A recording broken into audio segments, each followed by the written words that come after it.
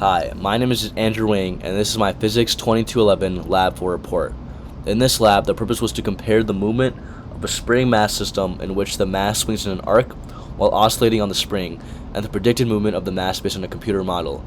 The fundamental principles this lab demonstrates is Newton's second law via the velocity and position update formulas, the energy principle via the kinetic, spring, and gravitational energies.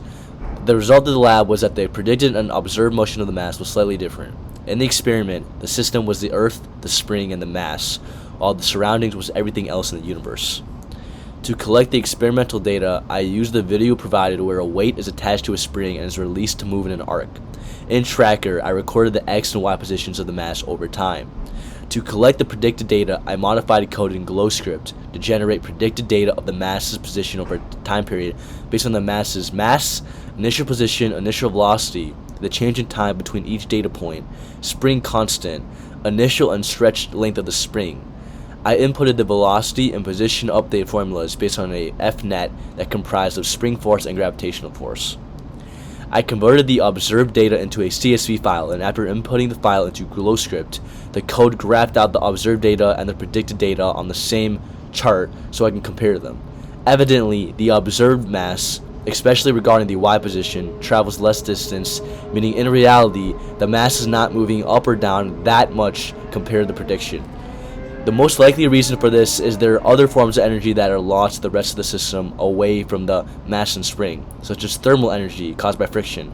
As a result, there is less spring energy and kinetic energy for the spring and mass, meaning as time goes on, the mass will move up and down less and less. A possible reason for error is when I was on Tracker recording the positions of the mass, I could have placed my marker off by a couple pixels, which may have resulted in slight inaccuracies from my recorded data. Discussion. For your model system, is the energy principle satisfied? The energy principle is satisfied because from the graph you can tell that for every time period, the sum of the change in kinetic energy, gravitational energy, spring energy is the same as delta E, which is 0. Using the data you obtain in Tracker, make two separate estimates of oscillation periods. First by doing it for X and then for doing it for Y. The wavelength of the X position over time graph is about 1.59 seconds. The wavelength of the Y position over time graph is about 1.52 seconds. This slight difference may be caused by the fact that energy is being lost in the Y direction quicker than the X direction.